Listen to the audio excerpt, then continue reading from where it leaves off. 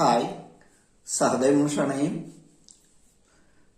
Geometrical പാറ്റേൺസിന്റെ ഇത്തവണത്തെ എപ്പിസോഡിൽ നമ്മുടെ ഗണിതശാസ്ത്ര മേളയിലെ ഒരു പ്രധാന ഐറ്റമായ സ്റ്റിൽ മോഡലിനെ കുറിച്ചാണ് പറയുന്നത്.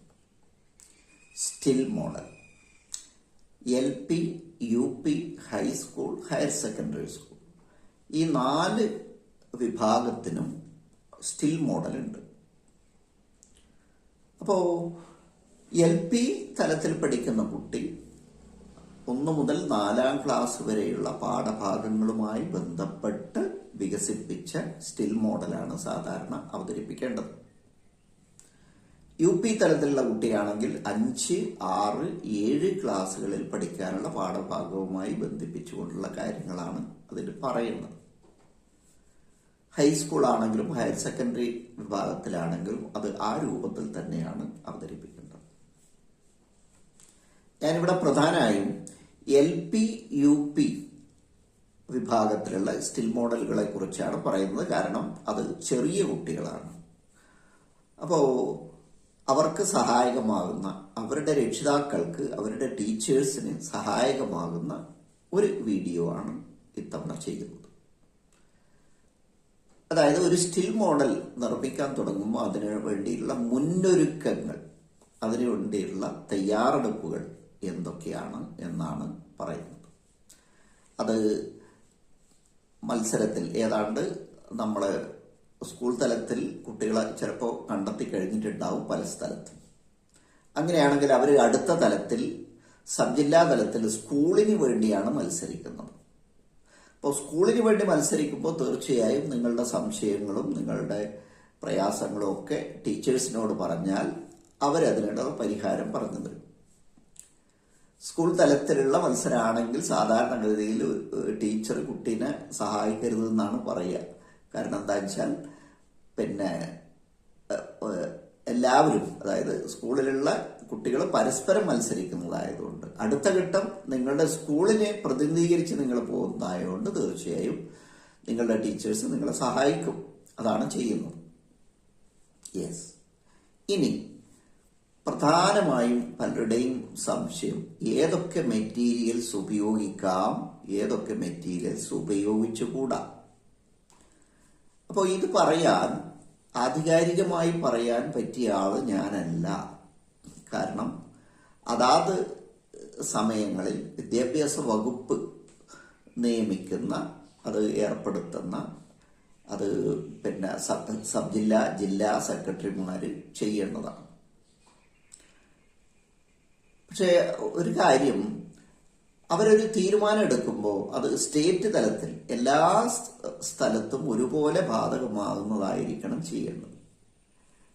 കഴിഞ്ഞ തവണ ചില ജില്ലകളിൽ ഉപയോഗിക്കാൻ തീരെ പാടില്ല എന്ന് പറഞ്ഞ് മാറ്റിവെച്ച അത്തരത്തിലുള്ള മെറ്റീരിയൽ കൊണ്ട് നിർമ്മിച്ച ഉപകരണങ്ങൾ കുട്ടികളെ D ഗ്രേഡ് കൊടുത്ത് മാറ്റി നിർത്തിയിരുന്നു. പക്ഷേ കഴിഞ്ഞ കൊല്ലത്തെ സംസ്ഥാന തലത്തിലുള്ള മത്സരത്തിൽ ഇതേ മെറ്റീരിയൽ ഉപയോഗിച്ചാണ് പലരും ചെയ്തത്. അപ്പോൾ അതിലൊരു ഐക്യരൂപം ഇല്ല എന്നുള്ളതാണ്.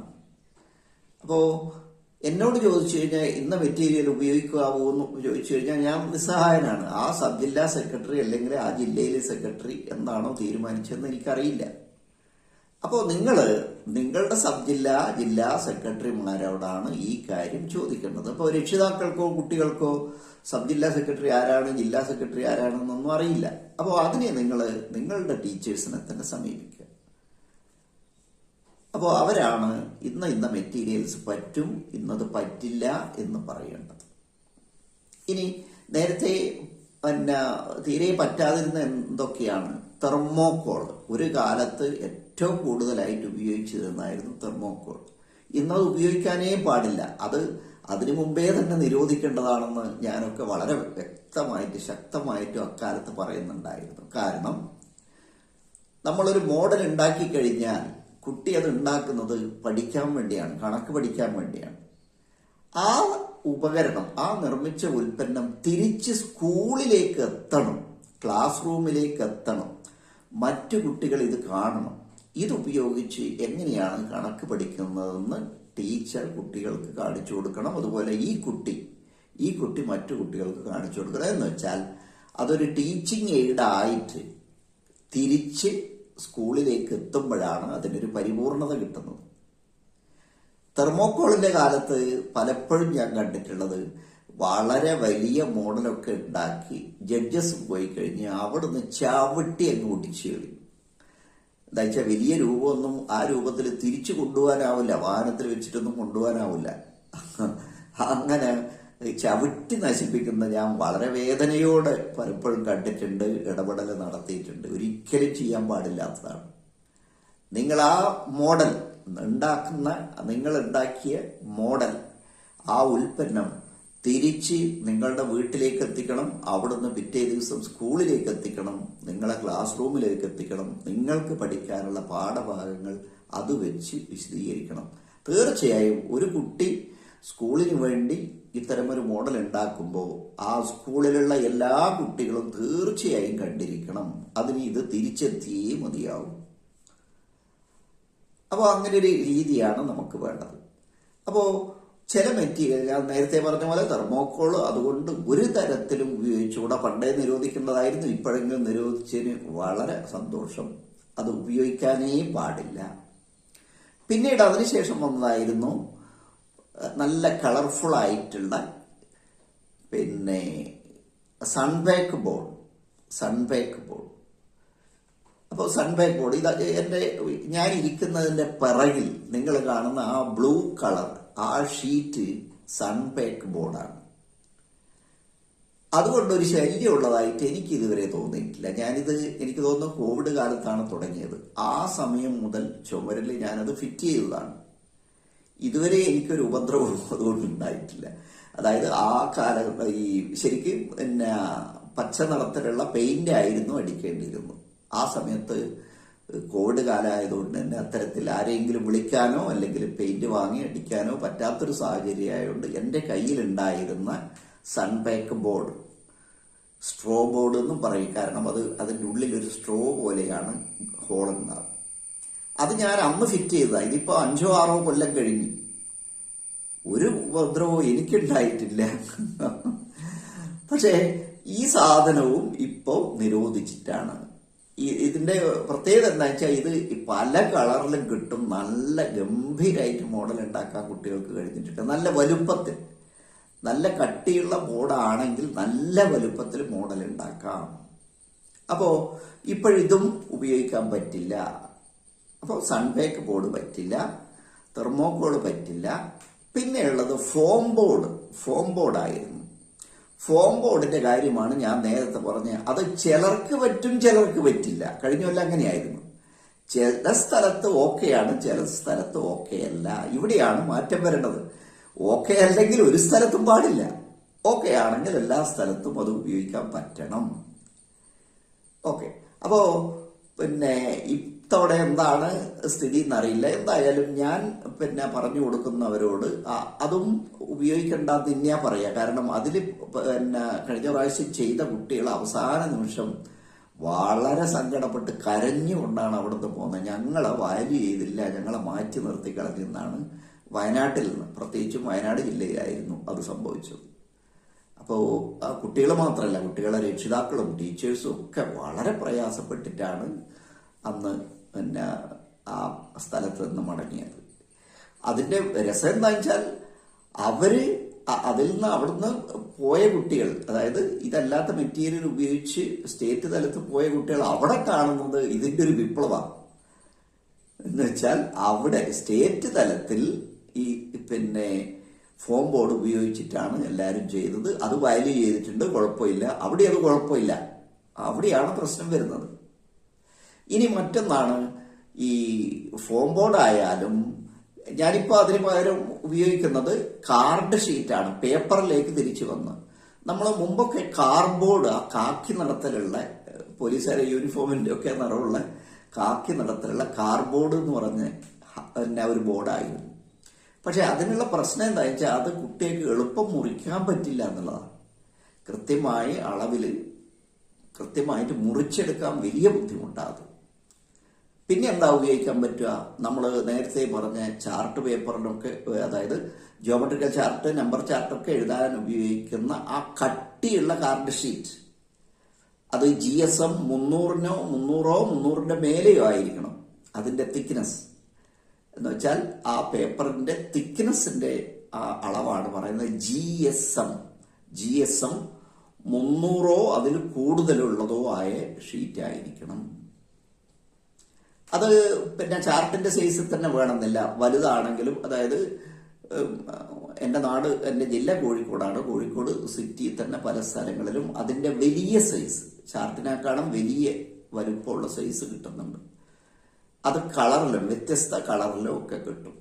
ഇത് നിങ്ങൾ കല്യാണ കാർഡൊക്കെ, ഇൻവിറ്റേഷൻ കാർഡൊക്കെ പല നിറത്തിലുമാണല്ലോ നിങ്ങളെ മുമ്പിലെത്തുന്നത്. ഇത്തരം കാർഡ് ഉപയോഗിച്ചാണ് അത് ഉണ്ടാക്കുന്നത്. അപ്പോൾ ഇതെവിടെയാ കിട്ടുക? ഇത് പ്രസ്സിലേക്ക് പേപ്പർ ഹോൾസെയിലായിട്ടൊക്കെ വാങ്ങുന്ന ആ പേപ്പർ മാർട്ടിലാണ് ഉണ്ടാകുക. അപ്പോൾ സാധാരണ ബുക്ക് ഷോപ്പാണെങ്കിൽ അത് കിട്ടണമെന്നില്ല. കിട്ടുന്നത് പിന്നെ ഈ പറഞ്ഞ പോലെ പേപ്പർ മാർട്ടുകളിലാണ്. അത് പ്രധാനപ്പെട്ട എല്ലാ പട്ടണങ്ങളിലൊക്കെ ഉണ്ടാവുന്ന ഞാൻ വിചാരിക്കുന്നു. ഇനി ഇല്ല എങ്കിൽ നിങ്ങൾ ആവശ്യം പറഞ്ഞാൽ അവർ ചിലപ്പോൾ വരുത്തിച്ചു തരും. അപ്പോൾ അതിന് ചിലപ്പോൾ താമസം എടുക്കും. അതുകൊണ്ട് നേരത്തെ അതൊന്ന് അന്വേഷിച്ചിട്ട് എവിടെയാ കിട്ടുമെന്നൊന്ന് അറിയുന്നത് നല്ലതാണ്. അത് വെള്ള മാത്രമല്ല, ഐവറി കാർഡ് അല്ലെങ്കിൽ JK കാർഡ് എന്ന് പറയും, കാർഡ് ഷീറ്റ്, അതിന് പറയുമ്പോൾ പേരുണ്ടാവാം. എന്തായാലും നല്ല കട്ടിയുള്ള കാർഡ് ഷീറ്റ്. ഈ ഐവറി കാർഡൊക്കെ ചെറിയ സൈസിലും കിട്ടും. അതായത് A4 സൈസിൽ പാക്ക് ആക്കിയിട്ട് കിട്ടുന്നതാണ്. അപ്പൊ പക്ഷെ നമുക്ക് വലിയതാണ് ഉണ്ടാക്കേണ്ടതെങ്കിൽ ആ ചെറിയ കഷ്ണം കൊണ്ട് കാര്യമില്ല. അങ്ങനെ ഒരു ദോഷമുണ്ട്. അതുകൊണ്ട് വലിയ ഷീറ്റ് കൊണ്ടുപോകുന്നത് തന്നെയാണ് നല്ലത്. ഈ വലിയ ഷീറ്റിന് ഒരു പ്രശ്നം എന്താണെന്ന് വെച്ചാൽ കടക്കാരത് കൊണ്ടുവരേണ്ട സൗകര്യത്തിന് ചുരുട്ടിയിട്ടാണ് തരിക, റോള് ചെയ്ത് തരും. ഇത് വലിയ അപകടമാണ്. റോള് ചെയ്തത് നമ്മൾ വീട്ടിലോ അല്ലെ സ്കൂളിലോ എത്തി അന്നേരം തന്നെ നിവർത്തിടണം. നിവർത്തിട്ടിട്ട് അത് ബലം പിടിച്ച് നിവർത്താൻ പാടില്ല, തിരിച്ച് മടക്കാനും പാടില്ല. തിരിച്ച് റോൾ ചെയ്തിട്ട് നിർത്തെടുക്കാമെന്ന് വിചാരിക്കരുത്, അത് ചെയ്യരുത്. നിങ്ങൾ ചെയ്യേണ്ടത് അത് കമഴ്ത്തിയിടുക. കമഴ്ത്തിയിട്ടാൽ അത് ക്രമത്തിൽ താണു വരും. അപ്പോൾ ആദ്യം അതിൻ്റെ മേലെ എന്തെങ്കിലും വെയിറ്റ്, പുസ്തകമോ എന്തെങ്കിലും വെച്ച് വെയിറ്റ് വെച്ചിട്ട് അത് മെല്ലെ അമർന്നു പോകണം. ബലം പിടിച്ച് നമ്മൾ അതിൻ്റെ തിരിച്ച് ചുരുട്ടാൻ നിൽക്കരുത്. അതിൻ്റെ പെർഫെക്ഷൻ, അതിൻ്റെ ഭംഗി പോയി പോകും. അപ്പോൾ അത്തരത്തിലുള്ള കാർഡ് ഷീറ്റാണ് ഇപ്പം ഉപയോഗിക്കാനാവുന്നത്.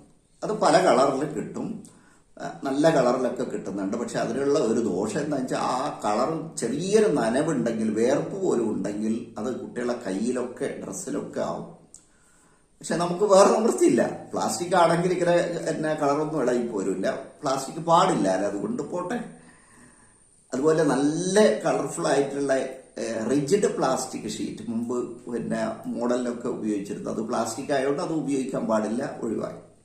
അപ്പോൾ ഇപ്പം നമുക്ക് ചെയ്യാൻ പറ്റുന്ന ഇതാണ് കാർഡ് ഷീറ്റ്. അപ്പോൾ ഇതെങ്ങനെയാണ് മുറിച്ച് ഒട്ടിക്കുക, എന്തുകൊണ്ടാണ് മുറിക്കുക, അതൊക്കെ പറഞ്ഞുതരാം. കൃത്യമായി അളക്കാനും വരക്കാനും നമുക്ക് ഏറ്റവും നല്ലത് പ്ലാസ്റ്റിക് സ്കെയിലാണ്. കുടുങ്ങിയല്ലോ, അപ്പോൾ അവിടെ പ്ലാസ്റ്റിക് ഉപയോഗിക്കാവോ? നിങ്ങള് ജഡ്ജ് ചെയ്യാൻ വരുന്ന ആ ജഡ്ജസിന്റെ കയ്യിലുള്ള പേന ഏതാണെന്ന് നിങ്ങളൊന്ന് നോക്കണം. പ്ലാസ്റ്റിക് ആണോ അല്ലയോ എന്ന് നിങ്ങളൊന്ന് പരിശോധിക്കണം. ജഡ്ജസിന് മാർക്കിടാൻ വേണ്ടി കൊടുക്കുന്ന ആ പേന പോലും പ്ലാസ്റ്റിക് ആണ്. നിങ്ങൾ ഇരിക്കുന്ന ആ റൂമിലുള്ള കസേരകളെല്ലാം ഒരു മരത്തിന്റെ കസേര ഇപ്പോൾ ഉണ്ടാവില്ല, പ്ലാസ്റ്റിക് കസേരകളാണ്. എല്ലാ ഓഡിറ്റോറിയത്തിനും പ്ലാസ്റ്റിക് കസേരകളാണ്. നമ്മൾ ഉപയോഗിക്കുന്ന പിന്നെ ഈ കമ്പ്യൂട്ടർ ആയാലും അങ്ങനെയുള്ള പ്രധാനപ്പെട്ടതെല്ലാം നല്ല ഇനം പ്ലാസ്റ്റിക്കിൽ ചെറിയെടുത്ത് അവിടെയൊന്നും പിന്നെ ഈ പറഞ്ഞ പോലെ അത് പ്രകൃതിക്ക് പറ്റുന്നതാണോ വിരുദ്ധാണോ എന്നൊന്നും അവിടെ ചോദ്യമില്ല. ഇത് ഇവിടെ സെലോ ടേപ്പ് പോലും പല സ്ഥലത്തും ഉപയോഗിക്കാൻ പാടില്ല എന്ന് പറയുന്നുണ്ട്. സംഗതി ശരിയാ, സെലോ ടേപ്പ് പ്ലാസ്റ്റിക് ആണ്, അപ്പോൾ ഉപയോഗിച്ചൂടാ, നിരോധിക്കണം. സെലോ ടേപ്പിന് പകരം പറ്റിയ ഒരു സാധനം ആരെങ്കിലും ഒരാൾ എനിക്കൊന്ന് പറഞ്ഞു തരുമോ? ചിലർ മാസ്ക് ടേപ്പ് എന്ന് പറയും, മാസ്ക് ടേപ്പ്. അപ്പോൾ അത് പ്രകൃതി വിരുദ്ധാണോ അല്ലയോ എന്ന് എനിക്കറിയില്ല എന്തായാലും. പക്ഷെ ആ മാസ്ക് ടേപ്പ് ട്രാൻസ്പെറന്റ് അല്ല എന്നുള്ള ഒരു പ്രശ്നമുണ്ട്. സെലോ ടേപ്പ് സാധാരണഗതിയിൽ നമ്മൾ ഉപയോഗിക്കുമ്പോൾ അതിൻ്റെ ഉള്ളിൽ വരച്ച കളങ്ങളും വരകളും ഒക്കെ കൃത്യമായിട്ട് പുറത്തുനിന്ന് കാണാം. മാസ്ക് ടേപ്പ് ഉപയോഗിക്കുമ്പോൾ അത് കാണില്ല എന്നുള്ളതാണ്. അവിടെ അത് ഏച്ചു കെട്ടിയ പോലെയല്ലേ ഉണ്ടാകുക. അപ്പം കുടുങ്ങി. ഇപ്പോൾ സെലോ ടേപ്പിന് പകരം പറ്റുന്നതാണ്. ഉദാഹരണത്തിന് ഒരു ക്യൂബ് ഉണ്ടാക്കണം. നമുക്ക് ക്യൂബ് ഉണ്ടാക്കണമെങ്കിൽ 6 കഷ്ണം സമചതുര 6 ഒരേപോലത്തെ സമചതുരങ്ങൾ ചേർത്ത് ഒട്ടിക്കുകയാണ് ചെയ്യുക. അപ്പോൾ നീളത്തിലാണെങ്കിൽ നമുക്ക് 4 എണ്ണം നീളത്തിൽ ഒട്ടിച്ചുകൊണ്ട് എന്തായാലും ഒട്ടിക്കുന്ന സമയത്ത് ഒന്നിക്ക് സെലോ ടൈപ്പ് വേണം, അല്ലെങ്കിൽ എന്തോ പശ ഉപയോഗിക്കണം. ഇവിടെ ഫെവിക്കോൾ പോലത്തെ പശയാണ് ഉപയോഗിക്കുന്നെങ്കിൽ പ്രശ്നം എന്താണെന്ന് വെച്ചാൽ അത് പശ തേച്ചതിന് ശേഷം കുറച്ചു നേരം അതിങ്ങനെ പിടിച്ചു നിൽക്കണം, എന്നാലേ അത് ഒട്ടു. ഇല്ലെങ്കിൽ അത് അവിടുന്ന് അടർന്നു പോരും. കുറച്ചു നേരം ഇങ്ങനെ പിടിച്ചു നിൽക്കണം. ഓരോ ഒട്ടിക്കലിനും ഇങ്ങനെ പിടിച്ചു നിൽക്കാൻ നമുക്ക് സമയം ഉണ്ടാവുമോ മത്സരത്തിന് എന്നുള്ള പ്രധാന ചോദ്യമാണ്. അപ്പോൾ എന്താണ് വേണ്ടത്? പെട്ടെന്നൊട്ടുന്ന ക്വിക്ക് ഫിക്സ്, ഫ്ലക്സ് ക്വിക്ക്, അങ്ങനെയുള്ള ഒക്കെ ചില പശകളുണ്ട്. പെട്ടെന്നൊട്ടും, പക്ഷേ അത് വളരെ അപകടം പിടിച്ച പശയാണ്. ക്വിക്ക് ഫിക്സ് ആണെങ്കിലും അതുപോലെ ഫ്ലക്സ് ക്വിക്ക് ആണെങ്കിലും അങ്ങനെയുള്ള പെട്ടെന്നൊട്ടുന്ന പശകൾ മാർക്കറ്റിൽ ഒരുപാടുണ്ട്. പക്ഷെ നമ്മളെ കുട്ടികൾ അബദ്ധത്തിൽ ഉപയോഗിക്കുമ്പോൾ വിരലൊട്ടി പോകാൻ സാധ്യതയുണ്ട്. പിന്നെ ആസ്പത്രി പോയിട്ട് മുറിക്കുന്നെ വേണ്ടി വരും. കൈ പിന്നെ അറിയാതെ കയ്യിൽ എന്തെങ്കിലും സാധനം വെച്ചാൽ അത് അവിടെയും ഒട്ടിപ്പോവും. പിന്നെ അടുത്ത് പൊളിച്ചെടുക്കാനാവില്ല. അപ്പോൾ നമുക്ക് പകരം വരുന്ന സാധനം സെലോ ടേപ്പിനേക്കാളും എത്ര അപകടം പിടിച്ചതാണെന്ന ബോധ്യം ഈ പറ്റൂല എന്ന് പറയുന്നവർക്കുണ്ടോ എന്നുള്ളതാണ് ശ്രദ്ധിക്കേണ്ടത്. അപ്പോൾ സെലോ ടേപ്പ് ഉപയോഗിക്കാൻ പറ്റുമെങ്കിൽ ഏറ്റവും സേഫ് ആയിട്ടുള്ളത് അത് തന്നെയാണ്. ഇനി അത് പറ്റില്ല എങ്കിൽ നിങ്ങൾ ഫെവിക്കോള് കൊണ്ടാണ് ഒട്ടിക്കുന്നതെങ്കിൽ, ഫെവിക്കോള് പോലത്തതാണ് ഒട്ടിക്കുന്നതെങ്കിൽ കുറച്ചു നേരം ഇങ്ങനെ പിടിച്ചു നിൽക്കണം കേട്ടോ. ഇനി തികച്ചും പ്രകൃതിക്ക് പറ്റിയത് തന്നെയാണ് വേണ്ടതെങ്കിൽ ഉപ്പലയുടെ പശ, ഈ ഉപ്പൂത്തി എന്ന് പറഞ്ഞാൽ ഞങ്ങളുടെ നാട്ടിൽ പണ്ട് ഞാനൊക്കെ ചെറുപ്പത്തിൽ ഉപ്പൂത്തി, അതായത് പിന്നെ ഒരു മരത്തിൽ കിട്ടുന്ന ഇല, അത് പൊട്ടിച്ചാൽ ഒരു ചെറിയ പശ കിട്ടും. അത് പ്രകൃതിക്ക് പറ്റി തന്നെയാണ്. അത് കൊണ്ടുപോയിട്ട് ഒട്ടിക്കണം. പറ്റുമെങ്കിൽ അതാണ് നല്ലത്. അത് പറ്റുമോ എന്നുള്ളത് നിങ്ങളൊന്ന് നോക്കുക. അപ്പോൾ എത്ര ഒരു ഉപ്പൂത്തി മരം തന്നെ നമ്മൾ കൊണ്ടുകൊണ്ടി വരും. അപ്പോൾ പ്രായോഗികമാണോ എന്ന് നോക്കിയിട്ട് ചെയ്യും. അപ്പോൾ ഈ ഒരു സാധനം പെട്ടെന്ന് നിരോധിക്കുമ്പോൾ പറ്റില്ല എന്ന് പറയുന്നേരം അതിന് പകരം വെക്കാൻ പറ്റുന്ന സാധനം എന്തുണ്ട് എന്നുള്ളതൊന്ന്. അതുപോലെ ഏറ്റവും നല്ല ഉപകരണം, അതായത് മോഡലിന് ഏറ്റവും നല്ല ഒരു മെറ്റീരിയലായിരുന്നു ഈ ഗ്ലാസ് ഷീറ്റ് എന്ന് പറഞ്ഞത്. അതായത് OHP ഫിലിം. ശരിക്കും ഗ്ലാസ് പോലെയുള്ള പല തിക്നെസ്സിലും കിട്ടുന്നുണ്ട്. ഹൈസ്കൂൾ കുട്ടികൾക്കൊക്കെ ആ മോഡൽ ഉണ്ടാക്കുമ്പോൾ അതിൻ്റെ ഉൾഭാഗം ട്രാൻസ്പെറൻ്റ് ആയതുകൊണ്ട് തന്നെ ഉൾഭാഗം വളരെ കൃത്യമായി കാണാൻ പറ്റുന്നതാണ്. അപ്പോൾ ഒരു ക്യൂബിൻ്റെ ഉൾഭാഗം കണ്ട അതിൻ്റെ എല്ലാ ബന്ധങ്ങളും മനസ്സിലാക്കാൻ ഏറ്റവും പറ്റിയ മെറ്റീരിയൽ ഈ ഗ്ലാസ് പോലെയുള്ള, അതിൻ്റെ കുറച്ചും കൂടി നല്ല ക്വാളിറ്റി ഉള്ളതുണ്ട്. ഗ്ലാസ് ഷീറ്റ് അല്ലാതെ അക്രലിക് ഗ്ലാസ് പോലെ തന്നെയുള്ള ഷീറ്റ് ഉണ്ടായിരുന്നു. അതും പ്ലാസ്റ്റിക് ആണ്. പറ്റുമോ ഇല്ലയോ എന്ന് നിങ്ങളത് അന്വേഷിക്കണം. ഇതിനൊക്കെ പറ്റിയ ഒരു മറ്റൊരു സാധനം മെറ്റീരിയൽ സജസ്റ്റ് ചെയ്യാനില്ലെങ്കിൽ വലിയ കഷ്ടമാണ്. കുട്ടികൾക്ക് ഒരു ക്യൂബിന്റെ അല്ലെങ്കിൽ നമ്മളെ ഒരു പിരമിഡിന്റെ ഉൾഭാഗം, അതിന്റെ ഉള്ളിലുള്ള എല്ലാ മട്ടത്രികോണ ബന്ധങ്ങളും കാണാൻ പറ്റുന്ന തരത്തിൽ ഒരു മോഡൽ ഉണ്ടാക്കാൻ പറ്റിയ ഒരു മെറ്റീരിയലായിരുന്നു ആ ഗ്ലാസ് ഷീറ്റ്. അത് പറ്റില്ലെങ്കിൽ ഇനി ഒരു കുട്ടിയും ക്യൂബിന്റെ ഉൾഭാഗം കാണുന്നില്ല എന്നുള്ളതാണ്. വളരെ കഷ്ടം തന്നെയാണ് ആ കാര്യം. അതുപോലെ തന്നെയാണ് പിരമിഡിന്റെ നേരിട്ട് കാണാൻ കഴിയില്ല. അതിന്റെ ഉള്ളിലേക്ക് തലയിട്ട് നോക്കാൻ നമുക്ക് പ്രയാസമാണ്. ഓക്കെ, അപ്പോൾ നമുക്ക് പറ്റുന്ന സാധനങ്ങളെ കുറിച്ച് ഇപ്പൊ പറയാം. കാർഡ് ഷീറ്റാണ് നമുക്ക് ഇപ്പോൾ ഉപയോഗിക്കാൻ പറ്റുന്നത്. സെലോ ടൈപ്പ് പറ്റില്ലെങ്കിൽ അവിടെ ഫെവിക്കോളോ അല്ലെങ്കിൽ ഫെവിക്യൂക്കോ ഉപയോഗിക്കുക. യെസ്. ഇനി കൃത്യമായി അളക്കാനും വരക്കാനും പ്ലാസ്റ്റിക് സ്കെയിൽ തന്നെ തൽക്കാലം ഉപയോഗിച്ച കാരണം മെറ്റൽ സ്കെയിലിൽ 0 അടയാളമില്ല. അങ്ങനെയാണെങ്കിൽ പ്രകൃതിക്ക് പറ്റുന്ന മരത്തിന്റെ സ്കെയിലാണ്. മരത്തിന്റെ സ്കെയിലിന് തിക്നെസ് കൂടുതലാണ്, കനം കൂടുതലുള്ളതുകൊണ്ട് തന്നെ നമ്മൾ പിന്നെ 4.2 സെന്റിമീറ്റർ എടുക്കുമ്പോൾ അത് കൃത്യതയോടെ കിട്ടണം എന്നില്ല. കാരണം ആ തിക്നെസ്സും, അതുകൊണ്ടാണ് ആ സമയത്താണ് നമ്മൾ പ്ലാസ്റ്റിക് സ്കെയിൽ ഉപയോഗിക്കാമെന്ന് പറയുന്നത്.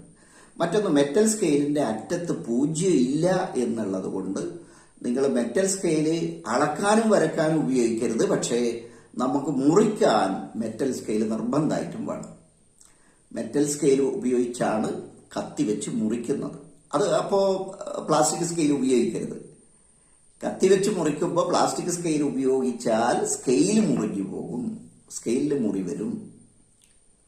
അപ്പോൾ അളക്കാനും വരക്കാനും പ്ലാസ്റ്റിക് സ്കെയില്, മുറിക്കാൻ മെറ്റൽ സ്കെയിൽ, ഈ 2 സ്കെയിലും നിങ്ങളുടെ അടുത്തുണ്ടാവണം. വളരെ ഷാർപ്പായ പെൻസിൽ കൊണ്ടാണ് അളക്കുകയും വരക്കുകയും ഒക്കെ ചെയ്യുന്നത്. ചിലതിന് ബ്ലാക്ക് CD മാർക്കർ കൊണ്ടൊക്കെ വരച്ചിട്ട് നിറം കൊടുക്കേണ്ടതുണ്ടാവും. അത് തീർച്ചയായിട്ടും അങ്ങനെ തന്നെ എടുക്കണം. യെസ്. മറ്റൊന്ന്, നിങ്ങൾ ഏത് മോഡൽ ഉണ്ടാക്കിയാലും, ഞാൻ ഒരുപാട് മോഡൽ ഉണ്ടാക്കുന്ന വീഡിയോ നിങ്ങൾക്ക് കാണിച്ചു തന്നിട്ടുണ്ട്. പുതുതായി ചെയ്തതെല്ലാം കാർഡ് ഷീറ്റ് തന്നെയാണ് കേട്ടോ. കാർഡ് ഷീറ്റ് തന്നെയാണ്. ഈ പറഞ്ഞ കഴിഞ്ഞെല്ലാം ഈ ഒരു പ്രശ്നം ഫോം ബോർഡ് പോലും പറ്റില്ല എന്ന് പറഞ്ഞുകൊണ്ട് ഞാൻ ഇപ്രാവശ്യം ഫോം ബോർഡ് തീരെ എടുത്തിട്ടില്ല. ഉണ്ടാക്കിയ എല്ലാ മോഡലും കാർഡ് ഷീറ്റ് ഉപയോഗിച്ചിട്ട് തന്നെയാണ്, പേപ്പർ ഉപയോഗിച്ചിട്ട് തന്നെയാണ്. ഓക്കെ. അപ്പോൾ ഇനി മോഡൽ നിർമ്മിച്ചു കഴിഞ്ഞാൽ നിങ്ങൾക്ക് ലഭിക്കുന്ന സമയം 3 മണിക്കൂറാണ്. സ്റ്റാർട്ട് ചെയ്യാൻ പറഞ്ഞാൽ മാത്രമേ എടുത്ത് നമ്മൾ പണി തുടങ്ങാവൂ. നേരത്തെ ഒരടയാളവും ഉള്ള ഷീറ്റ് ആയിരിക്കരുത് നമ്മൾ കൊണ്ടുവന്ന് പ്ലെയിൻ ആയിട്ടുള്ളൊരു ഷീറ്റ്. ആദ്യം തന്നെ നിങ്ങൾ ചെന്ന് മോഡൽ ഉണ്ടാക്കുമ്പോൾ നിലത്ത് വെച്ച് ചെയ്യൽ ലേശം ബുദ്ധിമുട്ടായിരിക്കും. കാരണം കത്തി വെച്ചൊക്കെ മുറിക്കാറുള്ളത്. അപ്പോൾ ഒരു മരത്തിന്റെ മേശയോ ഡെസ്കോ നമുക്ക് സൗകര്യത്തിൽ കിട്ടുന്നിടത്താണ് നിൽക്കേണ്ടത്. നിലത്ത് മിക്കവാറും ക്ലാസ് റൂമിന്റെ നിലങ്ങള് ടൈലൊക്കെ ഇട്ടതായിരിക്കും. അപ്പോൾ അവിടെ വെച്ച് മുറിക്കാൻ അവരോട്ട് സമ്മതിക്കുകയില്ല. അങ്ങനെയാണ് നമ്മളൊരു പലകയൊക്കെ കൊണ്ടുപോകേണ്ടി വരും. അതൊക്കെ എങ്ങനെയാണെന്ന് നിങ്ങൾ തീരുമാനിക്കുക. ശരിക്കും ഒരു ഗ്ലാസ് ഷീറ്റിന്റെ മേലെ വെച്ച് മുറിക്കുമ്പോഴുള്ള കൃത്യത മറ്റൊരു സ്ഥലത്തിനും കിട്ടില്ല കേട്ടോ. അപ്പോൾ ഞാൻ ഒരു ഗ്ലാസ് ഷീറ്റ് എടുത്ത് പോകണമെന്ന് പറഞ്ഞാൽ നിങ്ങൾക്കതൊരു ബുദ്ധിമുട്ടായിരിക്കും. ശരിക്കും വേണ്ടത് ഒരു 1.5 അടി അല്ലെങ്കിൽ 2 അടി നീളവും വീതിയുള്ള ഒരു നല്ല ഗ്ലാസ് ഷീറ്റ്. അറ്റത്ത് അവര് വാങ്ങിക്കുന്ന കടയിൽ അവര് അത് അറ്റം തേച്ച് ഗ്രൈൻഡ് ചെയ്ത് തരും. അപ്പോൾ കൈമുറിയില്ല. പക്ഷെ ഇത് കൊണ്ടുപോകാന്നുള്ളത് ലേശം ബുദ്ധിമുട്ടാണ്. അതുപോലെ തിരിച്ചു കൊണ്ടുപോകാനും പറ്റുമെങ്കിൽ ഏറ്റവും നന്നായിട്ട് മോഡലൊക്കെ ചെയ്യുന്ന കുട്ടികൾ അങ്ങനെയുള്ളത് സ്ഥിരമായിട്ട് അത് തന്നെയാണ് വീട്ടിൽ നിന്ന് ഉപയോഗിക്കുക. വീട്ടിൽ വെച്ച് ചെയ്യുമ്പോൾ നല്ല മേശയിൽ വെച്ച് മുറിക്കാൻ പാടില്ലല്ലോ. അപ്പോൾ നിങ്ങൾ അങ്ങനെയുള്ളൊരു ഗ്ലാസ് ഷീറ്റ്, അത് 2 അടി നീളത്തിലും വീതിയിലും വേണ്ട, 1.5 അടി നീളത്തിലും വീതിയിലും ആയാലും മതി. കിട്ടുവാണെങ്കിൽ അതാണ് ഏറ്റവും നല്ലത്. അതിന്റെ മേലെ വെച്ച് മുറിക്കുന്ന പെർഫെക്ഷൻ മറ്റൊന്നിനും കിട്ടില്ല. കാരണം എന്താ, മേശയുടെ മേലെ വെച്ച് മുറിക്കുമ്പോൾ മരത്തിലാണ് മുറിയ. അപ്പോൾ 1-2 തവണ മുറിക്കുമ്പോൾ അവിടുന്ന് മരത്തിന്റെ പൊടി ഇളകും. അത് നമ്മളെ മോഡലിലൊക്കെ പറ്റും. ഓക്കെ. അപ്പോൾ കത്തി എന്ന് പറഞ്ഞാൽ ഞാൻ പലപ്പോഴും കാണിച്ചു തന്നിട്ടുണ്ട്. നമുക്ക് വെറും 10 രൂപയുടെ കത്തിയാകുമ്പോൾ അത് ഇപ്പോൾ ക്വാളിറ്റി വളരെ കുറവാണ്. കുറച്ചൊരു വില പിടിച്ച കത്തിയായിരിക്കണം. ആ കത്തിയുടെ അറ്റത്ത് ആ മുന അതായത് മൂർച്ച പോയാൽ മുറിച്ച് മാറ്റാൻ പറ്റുന്ന, അത് അറ്റം കൊണ്ട് തന്നെ നമുക്ക് ചെയ്യാം, മുറിച്ച് മാറ്റാൻ പറ്റുന്ന തരത്തിലുള്ളതായിരിക്കണം. എന്നാലും വളരെ നല്ലത്.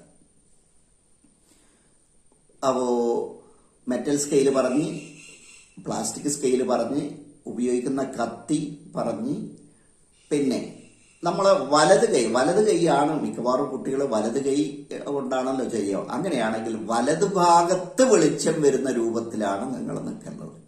ഒരു ജനലിന്റെ അടുത്ത് നിൽക്കുമ്പോൾ നിങ്ങളെ വലത് കൈക്ക് നേരെ ആണ് വെളിച്ചം വരേണ്ടത്. എങ്കിൽ മാത്രമേ കൃത്യമായിട്ട് നിഴലില്ലാതെ നമുക്ക് കൃത്യമായിട്ട് അടയാളപ്പെടുത്താനും, പ്രത്യേകിച്ച് മോഡലൊക്കെ ഉണ്ടാക്കുമ്പോൾ 1 മില്ലിമീറ്റർ പോലും വ്യത്യാസം വരാൻ പാടില്ല.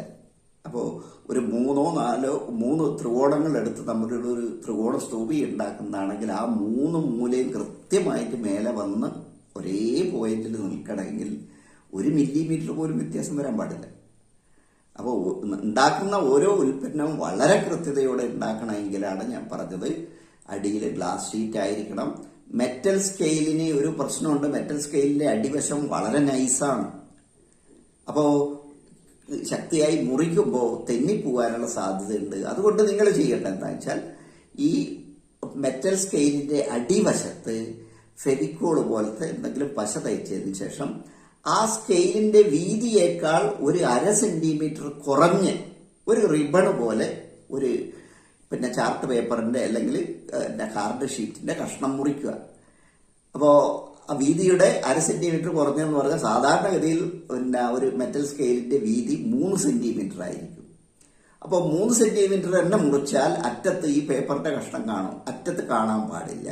രണ്ടറ്റത്തും പേപ്പറിന്റെ അറ്റം വരാൻ പാടില്ല. അതുകൊണ്ടാണ് 1/2 സെന്റിമീറ്റർ കുറച്ചിട്ട് 2.5 സെന്റിമീറ്റർ വീതിയിലും ഒരു 28 സെന്റിമീറ്റർ നീളത്തിൽ, 30 ആണെങ്കിൽ 28 സെന്റിമീറ്റർ നീളത്തിലുള്ള ഒരു റിബൺ പോലെ ഒരു കഷ്ണം ദീർഘചതുരം എടുത്തതിന് ശേഷം ആ ഫെവിക്കോൾ തേച്ചിട്ട് അവിടെയൊക്കെ നല്ലോണം പിടിപ്പിക്കുക. എന്നാൽ അതിനൊരു ഗ്രിപ്പായി കുറെ ചെയ്ത് കഴിയുമ്പോൾ അതിന് ഗ്രിപ്പ് കുറയുന്നുണ്ടെന്ന് നിങ്ങൾക്ക് തോന്നിയാൽ നിങ്ങൾ എന്താ ചെയ്യേണ്ടത്? കത്തി കൊണ്ട് ആ നമ്മൾ ഒട്ടിച്ച് ആ ഷീറ്റ് ഇങ്ങനെ ഒരു വര വരച്ചിടുക. നമ്മൾ മീനൊക്കെ മസാല പിടിക്കാൻ വേണ്ടിയിട്ട് ഒരു വര വരക്കുന്നില്ല, അതുപോലെ മുറിഞ്ഞെങ്കിൽ പോരുമില്ല, പക്ഷെ അതൊരു ഗ്രിപ്പായിട്ട് അവിടെ നിൽക്കും. അപ്പോൾ ഇതൊക്കെ നിങ്ങൾ മനസ്സിലാക്കേണ്ട കാര്യങ്ങളാണ്. അപ്പോൾ നമ്മൾ മുറിക്കുന്ന കത്തി, ഇതൊക്കെ ഞാൻ പല വീഡിയോയിലായിട്ട് നിങ്ങൾക്ക് കാണിച്ചു തന്നതാണ്. കത്തി സ്കെയിൽ ഉപയോഗിച്ചിട്ട്, മെറ്റൽ സ്കെയിൽ ഉപയോഗിച്ചിട്ട് എങ്ങനെ മുറിക്കണം, എവിടെ നിൽക്കണം, വെളിച്ചം എങ്ങനെ നിങ്ങൾക്ക് അനുകൂലമായി മാറ്റണം, ഇതൊക്കെ പറഞ്ഞു കഴിഞ്ഞ്. അപ്പോൾ ഇതൊക്കെ കഴിഞ്ഞാൽ, നിങ്ങളെ മോഡൽ നിർമ്മിച്ച് കഴിഞ്ഞാൽ നിങ്ങളെ പണി അവസാനിക്കുന്നില്ല. അതായത് ഏതാണ്ട് 1 മണിവരെ നമ്മൾ ചെയ്തു കഴിഞ്ഞാൽ അപ്പോഴേക്ക് ഇത് നിർത്താനുള്ള നിർദ്ദേശം വരും. ആ ബെല്ലടിക്കും. അപ്പോൾ നിർത്തിക്കൊള്ളണം. നിങ്ങൾ പൂർത്തിയായാലും ഇല്ലെങ്കിലും അപ്പോൾ നിർത്തിയേ പറ്റൂ. നിർത്തി. പിന്നെ എന്താ ചെയ്യേണ്ടത്? അപ്പോൾ നമ്മളെ കുറേ കഷ്ണം താഴെ ഇങ്ങനെ മുറിച്ചിട്ടിട്ടുണ്ടാവും അല്ലേ? നമ്മൾ കുറേ പേപ്പറിലാണെങ്കിൽ പല പല കഷ്ണങ്ങളും താഴെ വീണ് കിടക്കുന്നുണ്ടാവും. ഇത് നിങ്ങളെ കാലിന്റെ ചുവട്ടിൽ മാത്രമല്ല, ഇത് നിർമ്മിച്ച് 50 കുട്ടികളുള്ള ഒരു ഹോളിലാണെങ്കിൽ 50 കുട്ടികളും ഇത്തരത്തിലുള്ള കഷ്ണങ്ങൾ ഒരുപാട് താഴെ ഇട്ടിട്ടുണ്ടാവും. അപ്പോൾ നിങ്ങൾ ചെയ്യേണ്ടത്, നിങ്ങൾ നിൽക്കുന്നത്, നിങ്ങൾ ഉണ്ടാക്കിയ വേസ്റ്റ് നിങ്ങൾ തന്നെ അവിടുന്ന് മാറ്റണം. അപ്പോൾ മുറിച്ചിട്ട പേപ്പറിന്റെ കഷ്ണം, അത് മാത്രമല്ല ഉണ്ടാവും, വേറെ ഒന്നും ഉണ്ടാവില്ല, പേപ്പറിന്റെ കാർഡ് ഷീറ്റിന്റെ കഷ്ണങ്ങൾ. അപ്പോൾ അത് മുഴുവൻ നിങ്ങൾ പെറുക്കി അത് വേസ്റ്റിന്റെ അല്ലെങ്കിൽ അവരെ ഏൽപ്പിച്ചാൽ മതി. നിങ്ങൾ പുറത്ത് പോകണമെന്നില്ല. ഇനി പുറത്ത് പോകുന്നുണ്ടെങ്കിൽ അത് ആ വേസ്റ്റ്, ഇത് പ്രത്യേകം അതിന് കൊട്ടയൊക്കെ ഉണ്ടാവും ഇതൊക്കെ നിക്ഷേപിക്കാനുള്ള. അപ്പോൾ അതിൽ കൊണ്ടിട്ടാൽ മതി. അപ്പോൾ നമ്മൾ ഉണ്ടാക്കുന്ന മാലിന്യത്തിന്റെ ഉത്തരവാദിത്വം നമ്മൾ തന്നെ ഏറ്റെടുക്കണം. അതുകൊണ്ടാണ് ഞാൻ ആ രൂപത്തിൽ പറയുന്നത്. ഇത് ആ ഹാളിലുള്ള 50 കുട്ടികളും ചെയ്യണം. പക്ഷേ നിങ്ങളത് പറയണ്ട. നിങ്ങൾ പറഞ്ഞാൽ മറ്റുള്ളവരത് കേൾക്കണമെന്നില്ല. അതിന് നിർദ്ദേശം കൊടുക്കാൻ ആളുണ്ട്. പക്ഷെ നിങ്ങൾ അടുത്ത കൂട്ടുകാരോട് നിങ്ങൾ ചെയ്യുന്ന കണ്ടാൽ മറ്റുള്ള കുട്ടിക്കും അത് ചെയ്യണം തോന്നും. അപ്പോൾ നിങ്ങൾ ഓരോരുത്തരും നിങ്ങൾ ഉണ്ടാക്കിയ വേസ്റ്റ് തീർച്ചയായും അവിടുന്ന് മാറ്റാൻ ബാധ്യസ്ഥരാണ്. ഓക്കെ, അത് ഓർക്കുക. അത് നിർബന്ധമായിട്ടും ചെയ്യേണ്ടതാണ്. അത് ജഡ്ജസിന്റെ ആ വാല്യുവേഷനെ ബാധിക്കുന്നത് എങ്ങനെയാണെന്ന് ഞാൻ പറഞ്ഞുതരാം. പിന്നെ മറ്റൊന്ന്, നിങ്ങൾ ഒരുപാട് ഉപകരണം ഉപയോഗിച്ചിട്ടുണ്ട്. കത്തി ഉപയോഗിച്ചിട്ടുണ്ട്, ഇൻസ്ട്രുമെന്റ് ബോക്സിലുള്ള ഉപകരണങ്ങൾ ഉപയോഗിച്ചിട്ടുണ്ട്, വരക്കാനുള്ള പെൻസിൽ, ഇതൊക്കെ ഉണ്ട്. അതൊക്കെ ഇപ്പം മേശപ്പുറത്താണുള്ളത്. അത് മുഴുവൻ അതാത് ബോക്സിൽ വെച്ചിട്ട് ബാഗിലേക്ക് മാറ്റിക്കൊള്ളുക.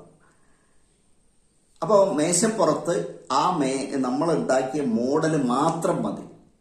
പക്ഷെ മേശയിൽ ഞാൻ നേരത്തെ പറഞ്ഞ ഗ്ലാസ് ഒന്നും ഇല്ലെങ്കിൽ അത് മേശയായാലും ഡെസ്ക് ആയാലും അത് അത്ര ഭംഗിയുള്ളതായിരിക്കില്ലല്ലോ. അപ്പോൾ ഇതിനു വേണ്ടി നമ്മൾ വീട്ടിൽ നിന്ന് ഒരു മേശവിരി, ഒരു നല്ല മേശവിരി കൊണ്ടുപോകണം. അപ്പോൾ ഉച്ചയ്ക്ക് ശേഷം നമ്മൾ ഭക്ഷണം കഴിച്ച് വന്നാൽ നിങ്ങൾ ചെയ്യേണ്ടത്, നിങ്ങളെ മേശ ആദ്യം ക്ലീൻ ആക്കി വെക്കുക. ഒരു പൊടിയും ഇല്ലാത്ത രൂപത്തിൽ ക്ലീൻ ആക്കിയതിന് ശേഷം ഈ മേശവിരി നന്നായിട്ട് ആ മേശവിരി വിരിക്കുക. ഇനി നിലത്താണെങ്കിൽ നിലത്ത് വിരിക്കുക. നിലത്ത് അതിൻ്റെ അടിയിൽ എന്തെങ്കിലും പേപ്പർ വെച്ചതിന് ശേഷം ഈ വിരി വിരിക്കുക.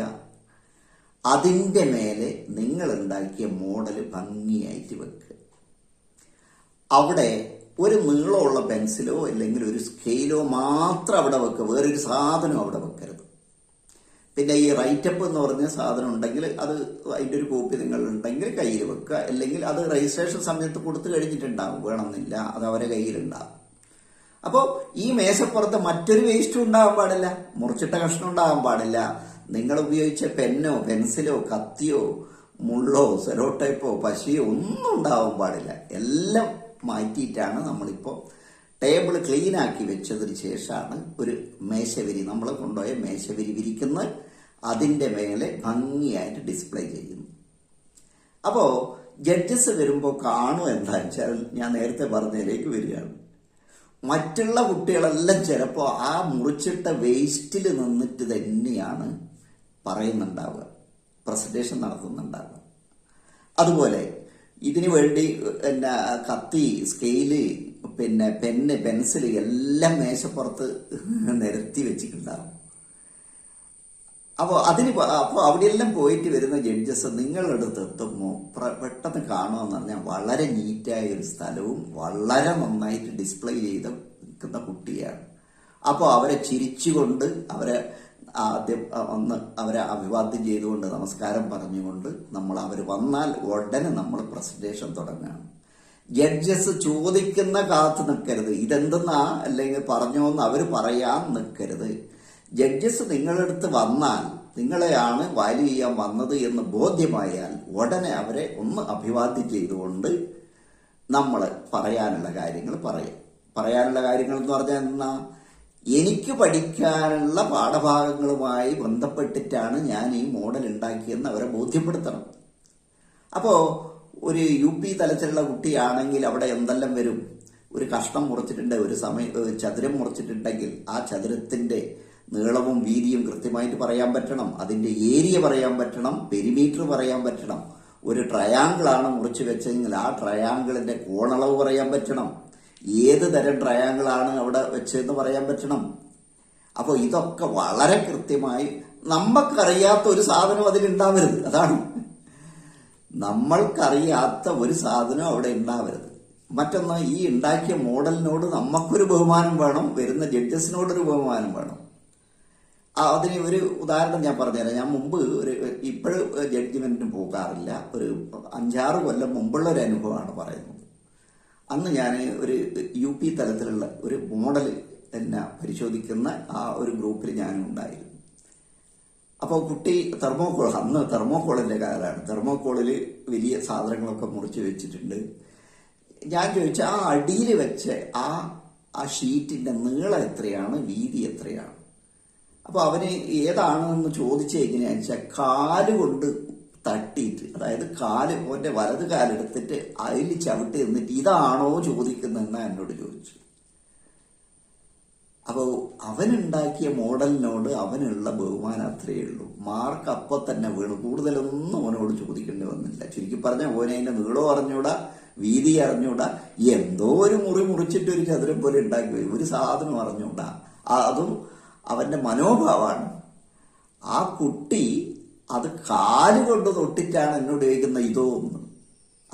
അപ്പോ ആ രൂപത്തിൽ ഒരിക്കലും പെരുമാറരുത് എന്നാണ് ഞാൻ പറയുന്നത്. കൈകൊണ്ട് പോലും തൊടാൻ പാടില്ല, നിങ്ങൾ കൈകൊണ്ട് പോലും നിങ്ങളുടെ മോഡൽ തൊടാൻ പാടില്ല. പകരം പെൻസില്, അല്ലെങ്കിൽ നീളമുള്ള ഒരു പെൻസിൽ അല്ലെങ്കിൽ സ്കെയിലിന്റെ അറ്റം കൊണ്ട് തൊട്ടില്ലെങ്കിലും ചൂണ്ടിയാണ് പറയുക.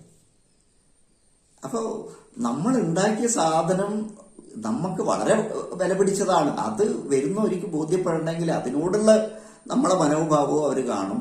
ഓക്കെ, ഞാനിത് പറഞ്ഞ എങ്ങനെയാണ്, ജഡ്ജസ് വരുമ്പോൾ അപ്പോൾ നമ്മൾ പഠിക്കാനുള്ള പാഠഭാഗവുമായി ബന്ധപ്പെട്ട കാര്യങ്ങൾ, അതായത് ഒരു UP തലത്തിലുള്ള കുട്ടിയാണെങ്കിൽ 5, 6, 7 ക്ലാസ്സുകളിൽ വരുന്ന പാഠഭാഗവുമായിട്ട് ബന്ധപ്പെട്ട കാര്യങ്ങളാണ് പറയേണ്ടത്. അപ്പോൾ അതിൽ റേഷ്യോ വരാം. അപ്പോൾ ഒരു ചതുരമാണ് മുറിച്ചതെങ്കിൽ അതിന് നീളവും വീതിയും ചുറ്റളവും ഏരിയ മാത്രമല്ല, നീളവും വീതിയും തമ്മിലുള്ള ഒരു റേഷ്യോ ഉണ്ട്. ഇത് പഠിക്കാനുള്ളതാണ്. ചിലപ്പോൾ 15 സെന്റിമീറ്റർ വീതിയും 20 സെന്റിമീറ്റർ നീളത്തിലും ആണെങ്കിൽ അതിന്റെ റേഷ്യോ ഏതാന്ന് ചോദിച്ചാൽ പറയേണ്ടി വരും. ചോദിച്ചില്ലെങ്കിലും നമുക്ക് പറയാം 1:2 അത് വരുന്നത് എന്നുള്ള രൂപത്തിൽ പറയാം. ആ രൂപത്തിൽ നമുക്ക് ഓരോ കഷ്ണത്തെക്കുറിച്ചും അതിലുള്ള ഒന്നും നമുക്കറിയാത്ത ഉണ്ടാവരുത്, അതാണ് പറയുന്നത്. ട്രയാങ്കിൾ മുറിച്ചിട്ടുണ്ട്, ഓരോ കോണും ഏതാണ്, കോണിന്റെ അളവ് എത്രയാണ്, 3 കൂടി കൂട്ടിയാൽ എത്രയാണ് കിട്ടുന്നത്, എന്തുകൊണ്ടത് സമപാർശ്വ ത്രികോണാണെന്ന്, സമഭുജ ത്രികോണാണെന്ന്, അപ്പോൾ വരുന്ന കോണളവ് ഏതാണ്, അതിന്റെ റേഷ്യോ ഏതാണ്, ഇതൊക്കെ കൃത്യമായിട്ട് പറയാനാവണം. അതാത് പാഠം. ഞാൻ LP ആണെങ്കിലും LP പഠിക്കാനുള്ള കുട്ടികൾക്ക് എന്തൊക്കെയാണ് അതിലുള്ളത്, ഹൈസ്കൂൾ ആണെങ്കിൽ ഹൈസ്കൂൾ പഠിക്കാനുള്ള പാഠഭാഗവുമായി ബന്ധപ്പെട്ടത് എന്തൊക്കെയാണുള്ളത്. അതായത് നമ്മൾ ഉണ്ടാക്കിയ മോഡലിനെ കുറിച്ച് A to Z അറിയാത്ത ഒന്നും അതിലുണ്ടാവരുത്. ചുറ്റളവ്, ഏരിയ, അത് മാത്രമല്ല 3D വരുമ്പം ചതുരക്കട്ടകളാണ്, അതിന്റെ വോളിയം നിർബന്ധമായിട്ട് അറിഞ്ഞിരിക്കണം. യുപിയിലാണ് പറയുന്നത്. LPയിൽ വോളിയം ഇല്ലാന്ന് തോന്നുന്നു. LPയിൽ വോളിയം ഇല്ല, പക്ഷെ പരപ്പളവും ഇല്ല, ഏരിയ ഇല്ല, പക്ഷെ ചുറ്റളവ് അവർക്കുണ്ട്. ചുറ്റളവ് അവർ പറയണം. ത്രികോണാണെങ്കിലും ചതുരാണെങ്കിലും സമചതുരാണെങ്കിലും എല്ലാം അതിന്റെ ചുറ്റളവ് അവർക്ക് പഠിക്കാനുള്ളതാണ്. അപ്പോൾ യുപിയിലേക്ക് എത്തുമ്പോൾ അത് വോളിയം കൂടെയായി, അതിന്റെ വ്യാപ്തം. അപ്പോ ഈ രൂപത്തിലാണ് നിങ്ങൾ അവതരിപ്പിക്കേണ്ടത്. അപ്പോൾ അവതരിപ്പിക്കാനുള്ള കാര്യം വളരെ കൃത്യമായി ഒരു 5 മിനിറ്റ് കൊണ്ട് തീരുന്ന രൂപത്തിൽ നിങ്ങൾ ആദ്യം റിഹേഴ്സൽ ചെയ്തിരിക്കണം. അപ്പോൾ അത് വീട്ടിൽ നിന്നാണെങ്കിലും മുമ്പിൽ ജഡ്ജസ് ആണ് നിൽക്കുന്നത് എന്നുള്ള രൂപത്തിൽ പലതവണ നിങ്ങൾ പറഞ്ഞിരിക്കണം. തട്ടും തടവുമില്ലാതെ ഫ്ലൂവന്റ് ആയിട്ട് നമുക്കൊരു 5 മിനിറ്റ് അവിടുന്ന് പറയണമെങ്കിൽ നമ്മളൊരു 10 മിനിറ്റ് ശീലിക്കണം കേട്ടോ. അത് സ്കൂളിലെ ടീച്ചേഴ്സൊക്കെ നിങ്ങൾ അതിനു വേണ്ടി ഒരുക്കും. ഒരിക്കലും മോഡൽ കൈകൊണ്ട് പോലും തൊടാൻ പാടില്ല, ചൂണ്ടി പറയുകയാണ് ചെയ്യേണ്ടത്. ഞാൻ പറഞ്ഞല്ലോ അതെങ്ങനെ എക്സിബിറ്റ് ചെയ്യണമെന്ന് പറഞ്ഞ്, അപ്പോ എങ്ങനെ പരിസരം നല്ല വൃത്തിയിൽ സൂക്ഷിക്കാന്ന് പറഞ്ഞ്, അവരെ വളരെ ചിരിച്ച മുഖത്തോടെയാണ് ജഡ്ജസിനെ സ്വീകരിക്കേണ്ടത്. നമ്മൾ രാവിലെ മുഷിഞ്ഞിരുന്ന് ചെയ്ത് വളരെ ക്ഷീണിച്ചിട്ടുണ്ടാവും. പക്ഷെ ഈ ഒരു 5 മിനിറ്റ് നിങ്ങളെ ഏറ്റവും പ്രധാനപ്പെട്ട സമയമാണ്. അത് ഉച്ചയ്ക്ക് ശേഷമായിരിക്കും, ഭക്ഷണത്തിന് ശേഷമാണ്. അവർ മോഡലാണെങ്കിൽ തീർച്ചയായിട്ടും ഉച്ചയ്ക്ക് ശേഷമാണ് വാല്യുവേഷന് വരിക. ചിലപ്പം നോക്കി നിങ്ങളുടെ അടുത്ത് എത്തുമ്പോൾ വൈകുന്നേരം 6 മണി 6:30 ആയിട്ടുണ്ടാവും.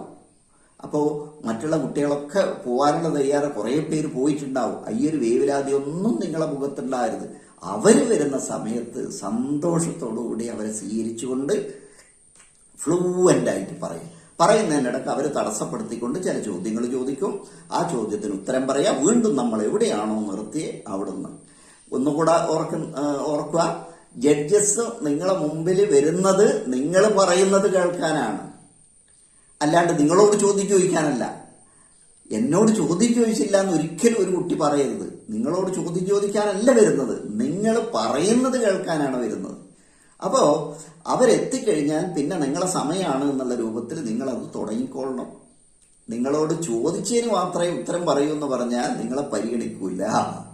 കാരണം 5 മിനിറ്റ് ഒരു കുട്ടീന്റെ അവതരണം കേൾക്കാൻ ജഡ്ജസ് ബാധ്യസ്ഥരാണ്. 5 മിനിറ്റ് മാത്രം.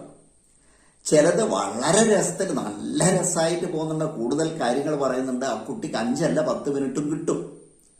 അത് ആ കുട്ടീന്റെ കഴിവാണ്. ചിലപ്പോൾ നിങ്ങൾക്ക് 5 മിനിറ്റ് കിട്ടിയില്ല എന്ന് വരും. കാരണം പറയുന്ന തെറ്റിപ്പോയി, വിഴുങ്ങിപ്പോയി, പിന്നെ ഒരു ആത്മവിശ്വാസം ഇല്ലാത്ത രൂപത്തിൽ താഴോട്ട് നോക്കി പറയാം. ജഡ്ജസിന്റെ 3 ആളും മാറി അവരെ കണ്ണിൽ നോക്കിയിട്ട് പറയണമെങ്കിൽ നല്ല ആത്മവിശ്വാസം വേണം. നന്നായിട്ട് പഠിച്ചിരിക്കണം. നന്നായിട്ട് പഠിച്ചിട്ടുണ്ട് നമുക്ക് അവരെ കണ്ണിൽ നോക്കിക്കൊണ്ട് തന്നെ പറയാം. നമ്മൾ പറയുന്നതിൽ അത്രയൊരു വിശ്വാസം, ഒരു ഉറപ്പ് നമുക്കില്ലെങ്കിൽ നമ്മളെ നോട്ടം സ്വാഭാവികമായും താഴോട്ടായി പോകും. അത് കണ്ടാൽ തന്നെ ജഡ്ജസിനെ അറിയാം ഇവൻ ഇത് ഇങ്ങനെയൊന്നും പറഞ്ഞുകൂടാന്ന്. അപ്പോൾ അത് പാടില്ല. നമ്മൾ അവതരിപ്പിക്കുന്ന കാര്യം വളരെ കൃത്യതയോടെ നമുക്ക് പറയാൻ പറ്റണമെങ്കിൽ ഒരുപാട് തവണ വീട്ടിൽ നിന്ന് റിഹേഴ്സൽ ചെയ്തിരിക്കണം. അപ്പോൾ ഓർക്കുക, നിങ്ങൾ ഏറ്റവും നന്നായിട്ട് മോഡൽ ഉണ്ടാക്കിയാൽ മാത്രം പോരാ, ഏറ്റവും നന്നായിട്ട് അവതരിപ്പിക്കണം. നിങ്ങളെ ജഡ്ജസ് നോക്കാൻ വരുന്നത് നിങ്ങൾ ഉണ്ടാക്കിയ മോഡല് നിങ്ങൾക്ക് പഠിക്കാനുള്ള പാഠഭാഗവുമായിട്ട് ബന്ധപ്പെട്ടതാണോ എന്നാണ് നോക്കുന്നത്. ആ പാഠഭാഗങ്ങളിൽ നിങ്ങൾക്ക് എത്രത്തോളം അറിവുണ്ട്, എത്രത്തോളം ആഴത്തിൽ അറിവുണ്ട് എന്നാണ് ജഡ്ജസ് പരിശോധിക്കുക കേട്ടോ. അപ്പോൾ 5 മിനിറ്റ് കേൾക്കാൻ വളരെ അതായത് വളരെ ഫ്ലൂവന്റ് ആയിട്ട് മറ്റൊരാൾ കേട്ട് നിന്ന് പോകുന്ന രൂപത്തിൽ തന്നെയാണ് നിങ്ങൾ അവതരിപ്പിക്കേണ്ടത്. ഇല്ലെങ്കിൽ നിങ്ങൾക്ക് 5 മിനിറ്റ് ഒന്നും കിട്ടൂല കേട്ടോ. മതി, മനസ്സിലായി എന്ന് പറയും. മനസ്സിലായി എന്ന് പറയുമ്പോൾ അതിന്റെ അർത്ഥം എന്താണെന്ന് വെച്ചാൽ നിങ്ങളത് വേണ്ട രൂപത്തിൽ ഉപയോഗിച്ചില്ല എന്നുള്ളത് തന്നെയാണ്. അപ്പോ മോഡലിനെ കുറിച്ച് പരമാവധി കാര്യങ്ങൾ ഞാൻ പറയാൻ ശ്രമിച്ചിട്ടുണ്ട്. മോഡൽ ആദ്യ അവസാനം തുടങ്ങേണ്ടതും അവസാനിപ്പിക്കേണ്ടതും നിങ്ങൾ ഭക്ഷണം കഴിക്കാൻ പോകുമ്പോൾ കഴിച്ചു വന്നാൽ, മറ്റൊന്ന് ഇതൊക്കെ കഴിഞ്ഞാൽ ഒരിക്കലും അത് ചറപറ കൊണ്ടുപോകരുത്. നിങ്ങൾ ഒന്നും കൂടെ ഞാൻ ഓർമ്മിപ്പിക്കുന്നു, ആ മോഡൽ തിരിച്ച് നിങ്ങളുടെ സ്കൂളിൽ, നിങ്ങളുടെ ക്ലാസ് റൂമിൽ, നിങ്ങളുടെ കുട്ടികളെ മുമ്പിലേക്ക് തിരിച്ചെത്തണം, നിർബന്ധമാണ്. അതിനു വേണ്ടിയാണ് നമ്മൾ ഈ കളിയൊക്കെ കളിക്കുന്നത്. സമ്മാനം കിട്ടുകയോ കിട്ടാതിരിക്കുകയോ ചെയ്യും. അത് ഓരോരുത്തരെ, ഒന്ന് ഭാഗ്യമാണ്, മറ്റൊന്ന് കഴിവാണ്. അതിനനുസരിച്ച് ഇനി ചിലപ്പോൾ രാത്രി വളരെ വൈകിട്ടെല്ലാം ആണെങ്കിൽ നമ്മൾ നന്നായിട്ട് ഉണ്ടാക്കിയാലും അവർക്കത് മനസ്സിലാക്കാനുള്ള സമയം കൊടുത്തില്ല എന്നൊക്കെ, അതൊക്കെ സാധാരണഗതിയിൽ സംഭവിക്കുന്നതാണ്. പക്ഷെ നമ്മൾ ഇത് അവിടെ ഇട്ടേച്ച് പോരരുത്. അത് തിരിച്ച് നമ്മൾ കൊണ്ടുവന്ന് നമ്മളെ വീട്ടിലേക്കാണ് കൊണ്ടുവരുന്നതെങ്കിൽ അത് വീട്ടുകാരെ കാണിച്ചതിന് ശേഷം പിറ്റേന്ന് സ്കൂളിലേക്ക് മറ്റുള്ള കുട്ടികൾ കാണുന്ന രൂപത്തിൽ തന്നെ അത് അവതരിപ്പിക്കാൻ പറ്റണം. കാരണം ഇത് പഠിക്കാനുള്ള ഉൽപ്പന്നമാണ്, പഠിക്കാനുള്ള പഠനോപകരണമായിട്ടാണ് പിന്നെ മാറേണ്ടത്. ഓക്കെ, അപ്പോൾ ഞാൻ പരമാവധി മോഡലിനെ കുറിച്ച് പറയാൻ ശ്രമിച്ചിട്ടുണ്ട്. അപ്പോൾ ഇതുപോലെ ഓരോ ഐറ്റത്തെക്കുറിച്ചും വിശദമായി തന്നെ ഞാൻ പറഞ്ഞു തരും. ഓക്കെ, നമുക്ക് അടുത്ത വീഡിയോയിൽ കാണാം. അപ്പോൾ ഒരു കാര്യം മറന്നു പോകരുത്, ഈ ചാനൽ സബ്സ്ക്രൈബ് ചെയ്യാത്തവർ തീർച്ചയായും സബ്സ്ക്രൈബ് ചെയ്യണം. അതുപോലെ ഈ സന്ദേശം മറ്റുള്ള കുട്ടികൾക്കും അതുപോലെ രക്ഷിതാക്കളിലേക്കും എത്തിക്കണം. ഓക്കെ, നമുക്ക് വീഡിയോയിലേക്ക് വീണ്ടും പോവാം. അപ്പോൾ സാധാരണഗതിയിൽ ഈ രൂപത്തിൽ നിങ്ങൾക്ക് ടീച്ചേഴ്സിനോട് ചോദിച്ചാലോ അല്ലെങ്കിൽ മറ്റൊരാളോട് ചോദിച്ചാലോ മറുപടി കിട്ടിയില്ല എന്ന് വരും. അപ്പോൾ ഞാൻ നേരത്തെ പറഞ്ഞ പോലെ ഇതിന്റെ അവസാന വാക്ക് പറയാൻ ഞാനല്ലെങ്കിലും ഈ കൂട്ടത്തിൽ, അതായത് ഈ മേളയുമായി ബന്ധപ്പെട്ട് 30 കൊല്ലത്തിലധികം കുട്ടികളെ ഒരുക്കിയിട്ടുള്ള, കുട്ടികളെ പിന്നാലെ നടന്നിട്ടുള്ള, മേള നടത്തിയിട്ടുള്ള അത്തരം പരിചയമുള്ളത് കൊണ്ടാണ് സാധാരണഗതിയിൽ നടക്കേണ്ട കാര്യങ്ങൾ കൃത്യമായി നിങ്ങളെ അറിയിച്ചത്. ഓക്കെ, അപ്പോൾ അടുത്ത വീഡിയോയിൽ നമുക്ക് വീണ്ടും കാണാം.